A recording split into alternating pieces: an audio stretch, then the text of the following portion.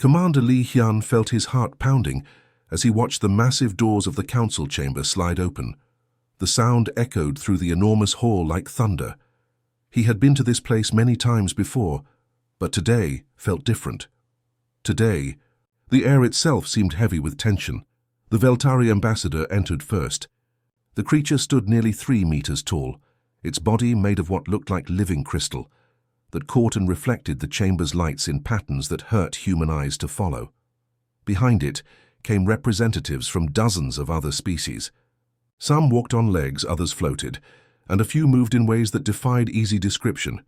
This was the Galactic Council, the governing body that had ruled known space for over 10,000 years. Li Hyun straightened his uniform and tried to keep his face calm. He knew what was coming. Earth's intelligence networks had been picking up chatter for months. The Council was unhappy, very unhappy. The chamber itself was a marvel of engineering. It could hold representatives from nearly 1,000 different species, each with their own atmospheric and gravitational needs. Invisible force fields separated different sections, allowing methane breathers to sit next to oxygen users without killing each other. The technology was so advanced that humans still couldn't fully understand how it worked. Commander Li Hyun of the Terran Federation, the Veltari ambassador's voice rang out, somehow perfectly translated into Korean, despite the creature having no mouth that humans could see. You stand before this council to answer for your species' actions. Li Hyun nodded once. He had rehearsed this moment 1,000 times, but facing the actual council was different from any simulation. The weight of representing all of humanity pressed down on his shoulders like a mountain. The ambassador continued, its crystalline form shifting colors from blue to deep red. The Galactic Council, representing 847 civilized species across known space, has grown concerned about humanity's recent activities. In the span of just 50 Earth years, your species has established colonies in 12 star systems. Murmurs rippled through the chamber. To humans, 50 years felt like a reasonable timeline for expansion. To species that measured their development, in millennia it was terrifyingly fast. These systems were not assigned to humanity through proper channels, the ambassador went on. Your species did not request permission. You did not negotiate territorial rights. You simply took what you wanted, as if the galaxy belonged to you alone. Li Hyun wanted to explain that humans saw empty systems and assumed they were free to claim. On Earth, unclaimed land had been settled by whoever got there first for most of human history. But he kept quiet. This wasn't the time for explanations. Your species has violated the territorial accords, ancient laws that have kept peace in this galaxy for 8,000 years, the Veltari announced, its voice growing louder.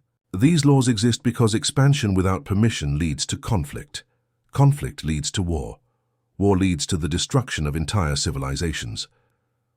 The chamber fell completely silent. Even the usual background hum of alien breathing and communication devices stopped. Li Hyun could hear his own heartbeat in his ears. Therefore, the ambassador continued, the Galactic Council issues this ultimatum to humanity. You will withdraw from all unauthorized colonies within 1 solar cycle. All human presence in the 12 disputed systems must end. All colonists must return to Earth or other previously approved human territories. Captain Park Soo, Li Hyun's aide and longtime friend, shifted nervously beside him. Park had served with Li for over 20 years, and the commander could read his thoughts clearly. They both knew what this meant. Millions of humans lived in those colonies now. Entire families had been born among the stars, knowing no other home. If humanity refuses to comply, the ambassador's voice took on a tone that somehow conveyed absolute certainty, the Council will implement corrective measures. Your colonies will be evacuated by force if necessary. The threat hung in the air, like poison. Every species in galactic history had faced similar ultimatums at some point. Every single one had chosen compliance over destruction. The pattern was so consistent that the Council's historians had stopped recording the details centuries ago. Captain Park Soo leaned close to Li Hyun's ear and whispered urgently, Commander, we should begin evacuation protocols immediately. We can't fight the entire galaxy. Park was right, of course. The mathematics were simple and brutal. Earth had perhaps a few hundred warships. The Council commanded fleets numbering in the tens of thousands. Humanity's technology was advanced by human standards, but primitive compared to civilizations that had been traveling between stars since before humans discovered fire. But instead of agreeing to begin the evacuation, Li Hyun stepped forward. His boots clicked against the chamber's crystalline floor, the sound somehow amplified, so that every being in the vast space could hear it. "We require 24 hours to formulate our response," he said, his voice steady despite the magnitude of what he was facing. The Veltari ambassador's crystalline features shifted in what might have been amusement. Colors swirled across its surface like oil on water. "Very well, Commander, but understand this clearly. This is not a negotiation. This is not a diplomatic discussion where compromise is possible. This is a final warning." The ambassador paused, and when it spoke again, its voice carried the weight of 10,000 years of galactic authority. "In 24 hours, you will return here and announce humanity's compliance. There is no other acceptable outcome." Fleet Admiral Kethmore settled into his command chair aboard the massive Council dreadnought Eternal Harmony. The ship was a monument to galactic cooperation, built with technology from dozens of species working together. Its hull gleamed with metals that could only be forged in the hearts of dying stars, and its weapons systems could crack planets in half if needed. But Kethmore didn't expect to need such firepower today. In his 3 centuries of service, he had overseen 47 enforcement actions against upstart species. Not once had actual combat been necessary. The sight of overwhelming Council force was always enough to bring even the most stubborn civilizations to their senses. Admiral, his tactical officer, a spider-like creature called Zithara, skittered across the bridge on 6 legs. "I've completed the analysis of human defensive capabilities." Kethmore gestured for the report with one of his 4 arms. His species, the Morkani, had evolved from ancient predators, but millennia of civilization had taught them patience. Violence was a tool, to be used only when absolutely necessary. "Their technology is quite primitive by our standards," Zithara reported, her 8 eyes blinking in sequence as she read from her datapad. "Standard plasma barriers around their colonies, basic kinetic weapons on their ships. Nothing we haven't seen from dozens of other species at similar development levels." The Admiral nodded, his massive head moving slowly. This matched everything their intelligence networks had gathered. Humans were typical newcomers to the galactic stage, enthusiastic, rapidly expanding, but ultimately no match for established powers. "What about their ship designs?" Kethmore asked, though he already knew the answer from preliminary reports. "Clearly, built for exploration and colonization," another officer reported. This one was a floating gas bag creature that communicated through color changes across its translucent skin. Large cargo holds, extended life support systems, minimal weapons. Their largest vessels appear to be designed to carry thousands of colonists across long distances. Kethmore allowed himself a small smile. It was the same pattern they had seen countless times before. Young species would develop faster than light travel, then rush out to claim as much territory as possible before someone stopped them.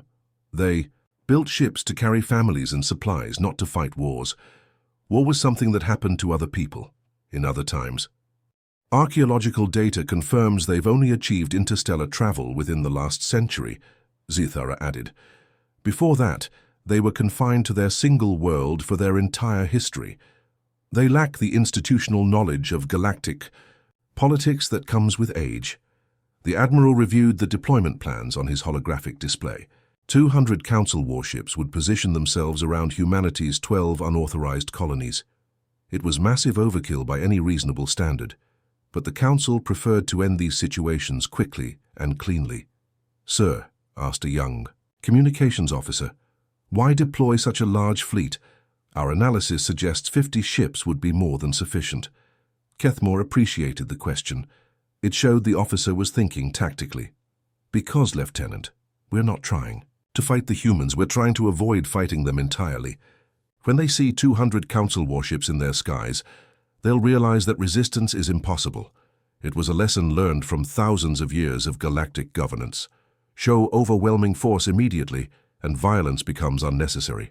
Every species understood mathematics, even if they understood little else about galactic civilization. The humans follow the typical pattern, Kethmore explained to his bridge crew. Rapid technological development, followed by peaceful expansion, followed by surprise when they encounter established authority.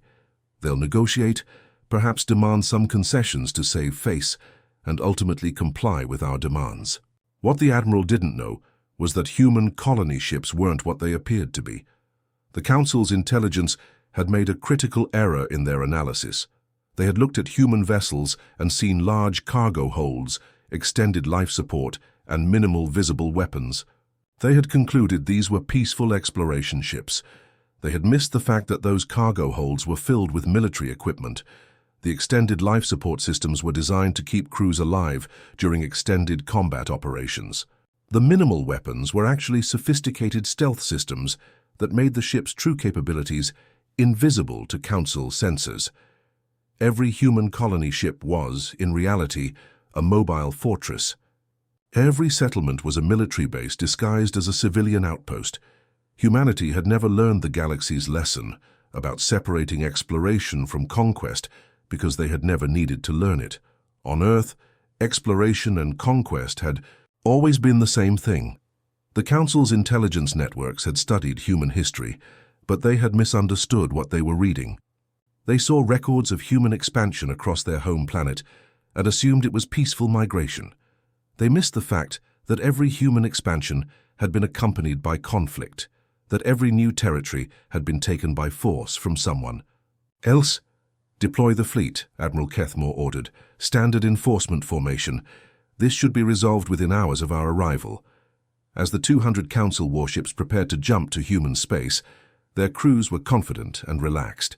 They were about to teach another young species about the realities of galactic civilization. It would be educational for the humans, if somewhat embarrassing. None of them suspected they were flying into humanity's carefully prepared trap. The massive doors of the Council chamber opened exactly 24 hours after they had closed. Commander Li Hyun walked through them with the same steady pace he had used the day before, but something had changed. His posture was different. His eyes held a confidence that hadn't been there during the ultimatum. Behind him walked Captain Park Soo and a small group of human officers.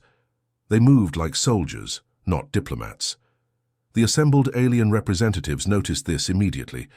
Creatures that had lived for centuries could read body language across species barriers, and what they saw from the humans made many of them uncomfortable. Admiral Kethmore sat in his designated area of the chamber, surrounded by holographic displays, showing the positions of his fleet. 200 Council warships now surrounded human colonies throughout the galaxy. The deployment had gone perfectly. Every human settlement was now under the guns of superior firepower. Commander Li Hyun, the Veltari ambassador called out, its crystalline voice carrying across the vast chamber. The Council awaits your species' decision. We trust you have prepared the evacuation schedules for your colonies. Li Hyun stopped, in the center of the chamber. The spot where he stood was directly under the chamber's main lighting system, making him visible to every being present. He looked around slowly, making eye contact with representatives from dozens of species. His expression was calm, almost peaceful. We have reached our decision, Li Hyun announced, his voice carrying clearly through the chamber's translation systems. Admiral Kethmore leaned forward in his seat. He was already mentally preparing the terms he would offer humanity. Perhaps they could keep one or two of their smaller colonies as a gesture of goodwill. The Council was not unreasonable after all. The chamber fell silent. 847 species waited to hear humanity's surrender. No. The single word hit the chamber like a physical blow. For several seconds, no one moved, no one spoke. The translation systems hummed as they processed the word into hundreds of different languages, but the meaning was the same in all of them. Before anyone could react, Li Hyun continued speaking. His voice remained calm, but now it carried an edge that made several alien representatives instinctively step backward. Furthermore, we demand the immediate surrender of all Council military assets. You have 6 hours to comply with this demand or face the consequences. The silence shattered like glass. Hundreds of alien voices erupted at once, Chittering, growling, electronic beeping, and sounds that had no human equivalent filled the air. The chamber's translation systems overloaded and shut down for several seconds before rebooting. Impossible. Admiral Kethmore's voice rose above the chaos. He was on his feet now, all four of his arms gesturing angrily. This is madness. Our fleet already surrounds your colonies. 200 warships could destroy every human settlement in the galaxy. Li Hyun's expression didn't change. If anything, he looked almost amused by the Admiral's outburst. He reached into his uniform jacket and pulled out a small communication device. "Admiral," Li Hyun said, his voice cutting through the noise like a blade, "I suggest you check your fleet positions again." Kethmore's eyes narrowed as he activated his own communication systems. The holographic displays around his seat flickered to life, showing real-time positions of his ships throughout the galaxy. For a moment, everything looked normal. His fleet was exactly where it should be. Then the displays updated. The Admiral's face went through several color changes as he stared at the new data. His tactical officers were frantically checking their instruments, convinced there had to be some kind of error. "This can't be right," Kethmore whispered. But it was right. Across the galaxy, hidden human battle groups were emerging from dark space around every single Council homeworld. Not just the major worlds, but every planet, every space station, every asteroid mining facility that belonged to the Council's member species. The humans hadn't just been preparing for this moment. They had been planning it for decades. Captain Kim Min sat in the command chair of the human stealth ship, Silent Thunder, watching as his vessel decloaked in the shadow of the Council's capital world. He had been waiting in this exact position for 3 years, his ship's advanced stealth systems making it invisible to Council sensors. "All stations report ready," his tactical officer announced. Around the capital world, dozens of other human ships were revealing themselves. Each one had been hiding in perfect silence for months or years, waiting for this exact moment. Kim Min opened a communication channel to the planet below. "This is Captain Kim Min of the Terran Federation Navy. Your world is now under human protection. Please remain calm and await further instructions." Similar messages were being broadcast around 847 different worlds simultaneously. The Council's intelligence networks had completely failed to detect the massive human military buildup that had been happening right under their noses. Back in the Council chamber, Admiral Kethmore was staring at his displays in shock. The numbers were impossible. How could a species that had only achieved interstellar travel a century ago have built such a massive fleet? How could they have hidden it so completely? "You've been watching us," Li Hyun said, his voice carrying clearly through the stunned silence. "Learning our languages, studying our colonies, analyzing our technology. But we've been watching you, too." The commander gestured to the holographic displays that were now showing human ships throughout the galaxy. "We've been listening to your communications. We've been tracking your patrol routes. We've been preparing for this conversation for 50 years. Several alien representatives were frantically trying to contact their homeworlds, only to receive reports that human warships had appeared in their skies. The primitive humans had somehow outmaneuvered the entire Galactic Council. Your fleet may surround our colonies," Li Hyun continued, "but our fleets now surround your homes. So I'll ask you again, who exactly is in the position to make demands here?" The chamber erupted in chaos once more, but this time it was the sound of fear, not outrage. The balance of power in the galaxy had just shifted in a way that no one had thought possible. Admiral Kethmore felt his world crumble as he stared at the tactical displays surrounding his command chair. The numbers streaming across his screens made no sense. His instruments showed thousands of human ships materializing around the Council's primary world, but that was impossible. Intelligence? Reports had indicated humanity possessed maybe a few hundred vessels at most. "How many ships are we detecting?" he demanded, his voice cracking despite his centuries of military experience. His tactical officer, Zith Ara, was frantically working at her station, all 8 of her eyes focused on different readouts. "Sir, the number keeps changing.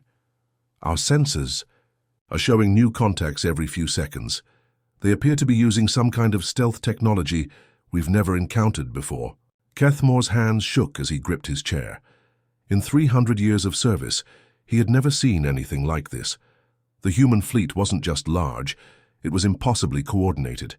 Ships were appearing in perfect formation around every strategic point in the system, as if they had been planning this moment for decades. "Admiral," another officer called out, "we're receiving a transmission on all frequencies." The voice that filled the bridge was calm, almost conversational. It belonged to Captain Kim Min, speaking from somewhere in the vast human fleet that now surrounded them. "Council forces," Kim Min's voice crackled through their communication systems. "This is Captain Kim Min of the Terran Federation Navy. You are witnessing humanity's final lesson in warfare. I suggest you pay very close attention. What happened next would be remembered in galactic history as the moment everything changed. The first Council ship to open fire was the destroyer Peaceful Resolution, commanded by a young officer who panicked when human vessels began moving toward his position. His plasma cannons lit up the darkness of space, striking the hull of a human cruiser. The human ship absorbed the hit without slowing down. Instead of returning fire or retreating, it accelerated directly toward the Council destroyer. The collision happened at nearly the speed of light, creating a brief star as both vessels were vaporized instantly. "What are they doing?" Zithara screamed. "That's suicide." But it wasn't suicide, it was strategy. The destruction of the human cruiser had taken out one of the Council's most advanced destroyers, along with its crew of 300 experienced officers. From a tactical standpoint, it was a favorable trade for the humans.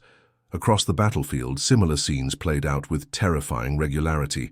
Human ships weren't fighting like any civilized species in galactic history. They weren't trying to disable enemy vessels or force surrenders. They were trying to cause maximum damage, regardless of the cost to themselves. A squadron of 12 human fighters approached the Council's heavy cruiser, Eternal Wisdom. The cruiser's captain, confident in his ship's superior shields and weapons, ordered his crew to engage. What followed defied every principle of space combat the Council had developed over millennia. Instead of engaging in a prolonged firefight, the human fighters split into 3 groups. One group made a direct assault on the cruiser's weapon systems, absorbing devastating fire while disabling the ship's main guns. The second group targeted the engines, using ramming attacks to cripple the vessel's ability to maneuver. The third group, now unopposed, systematically destroyed the cruiser's life support systems. In less than 4 minutes, a ship that should have been able to fight for hours was a drifting wreck. All 12 human fighters had been destroyed, but so had a Council vessel worth more than most planetary defense budgets. "They're not fighting to win," Admiral Kethmore whispered in horrified realization. "They're fighting to kill." The distinction was crucial. Every civilized species fought to achieve objectives: capture territory, secure resources, force political concessions. Humans seemed to fight for the simple purpose of eliminating their enemies as efficiently as possible. Captain Kim Min's voice returned to the communication channels, still calm despite the carnage surrounding his fleet. "Admiral Kethmore, you have approximately 15 minutes before your fleet ceases to exist. I recommend you use this time to contact your superiors and inform them of the new reality." Lieutenant Choi Da, commanding a human strike group near the system's edge, watched the main battle through her tactical displays. Her orders were specific: wait until the Council fleet was neutralized, then begin the demonstration phase of the operation. She didn't have to wait long. In exactly 17 minutes, the last Council warship went silent. 200 vessels that had been the pride of galactic civilization now existed only as expanding clouds of debris and radiation. But Choi Da knew the real lesson was just beginning. "Lieutenant," her communications officer reported, "we're receiving surrender requests from 43 Council worlds. They're asking for terms." Choi Da shook her head. "Negative. Proceed with the demonstration as planned." What happened next would be debated by military historians for generations. 3 carefully selected Council homeworlds, not the most important, but significant enough to matter, were systematically reduced to asteroid fields. The attacks weren't carried out in anger or revenge. They were methodical, precise, and absolutely thorough. Each world was given exactly 1 hour to evacuate their populations to orbital stations. then human planet-killer weapons, devices the Council hadn't even known existed, turned billions of years of geological history into cosmic dust in a matter of minutes. Kim Min's voice returned to the Galactic Communication Networks one final time. Surviving Council members, this concludes today's educational program. What you have witnessed is what we call a proportional response. You threatened our colonies, so we have eliminated the threat. You deployed military force against us, so we have removed your ability to use military force. The captain paused, letting his words sink in across hundreds of worlds, where alien leaders were trying to comprehend what had just happened. The 3 worlds we selected for demonstration purposes were chosen at random. This was not personal. This was not revenge. This was simply us showing you the cost of making threats against humanity. We trust this lesson will not need to be repeated. In the smoking ruins of what had once been the galaxy's most powerful fleet, Admiral Kethamore finally understood the terrible truth. Humans weren't just another species seeking their place in galactic civilization. They were something else entirely, a force of nature that had learned to build starships. The emergency session of the Galactic Council took place in a much smaller chamber than usual. The main assembly hall felt too empty, too haunted by the absence of 3 entire civilizations that would never again send representatives to these meetings. The surviving delegates gathered in what had once been a conference room for minor disputes between neighboring systems. Commander Lee Hyun entered the chamber wearing a new uniform. The insignia on his collar had changed overnight. He was no longer just a commander representing Earth's interests. The gold stars on his shoulders marked him as Supreme Commander of Terran Forces, a title that now carried more weight than any position in the former Council hierarchy. Behind him walked Elder Diplomat Yunhai, a woman whose grandmother had been alive when humans first achieved spaceflight. Her role as humanity's new Galactic Affairs Coordinator made her one of the most powerful beings in known space, though she carried herself with the quiet dignity of someone who had spent decades in diplomatic service. The assembled aliens watched, nervously, as the humans took their positions at the center of the chamber. Where once the Veltari ambassador had stood to deliver ultimatums, now Lee Hyun faced an audience of survivors who had learned the cost of resistance in the most brutal way possible. Distinguished representatives, Lee Hyun began, his voice carrying the same calm authority it had held during the ultimatum 3 days earlier. We are here to discuss the future of galactic civilization. Several delegates shifted uncomfortably in their seats. The word discuss felt misleading when 3 homeworlds had been reduced to debris as opening statements in this negotiation. The Galactic Council will continue to exist, Lee Hyun announced, consulting a tablet that Yunhai had handed him. Your species will continue to govern themselves according to established traditions and customs. Your trade agreements will remain in effect. Your territorial boundaries will be respected. A murmur of surprise rippled through the chamber. Many delegates had expected complete subjugation, the replacement of their governments with human military governors. However, Lee Hyun continued, all species will now operate according to our revised charter. Think of yourselves as our administrative branch, handling the day-to-day governance that we have neither the time nor the interest to manage ourselves. Yunhai moved through the chamber with practiced efficiency, distributing copies of the new charter to each delegation. The document was surprisingly thin, barely 50 pages compared to the thousands of regulations that had governed the old council. The Zephani delegate, an insect-like creature whose species had been among the founding members of the original council, raised one of its 4 arms. Supreme Commander, may we review these terms before agreeing to them? Lee Hyun nodded. Of course, take all the time you need. The chamber fell silent as 844 different species reviewed humanity's demands. The translation systems worked overtime as delegates consulted with their advisors and sent urgent messages to their homeworlds. What they found in the charter surprised them. The terms were not only reasonable, they were often more generous than the regulations they had lived under for centuries. Trade restrictions were loosened. Territorial expansion was permitted with proper documentation.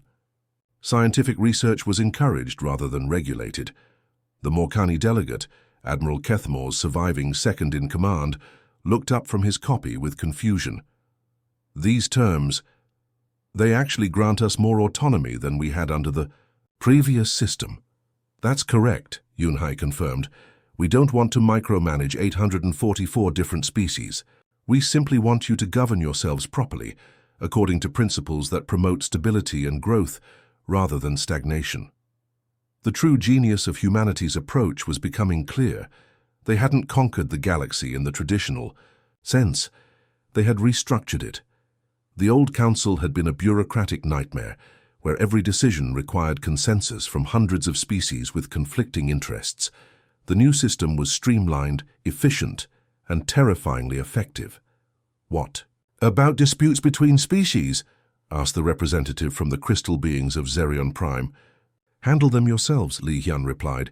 The Charter provides guidelines for conflict resolution.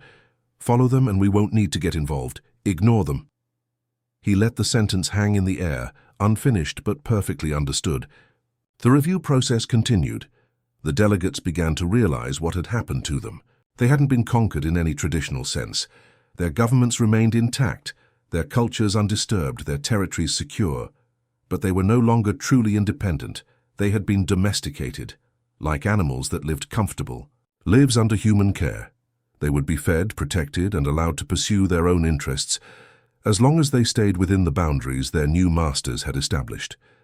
The Veltari ambassador, its crystalline form now dimmed with defeat, finally spoke. And if a species chooses to reject these terms, the chamber fell silent. Everyone knew this was the question that mattered most.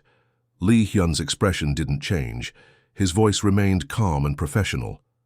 Then we'll find 844 species who will accept them. The implication was clear.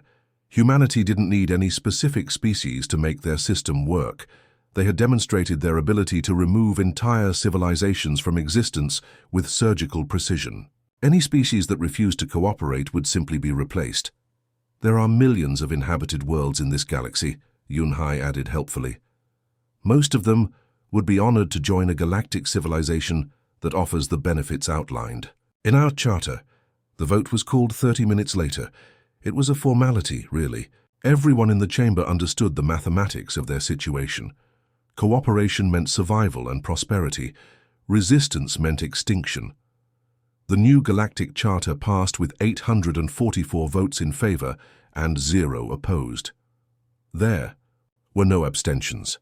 As the session concluded and delegates began filing out to inform their homeworlds of the new reality, one young representative from a species that had only recently achieved spaceflight approached Li Hyun.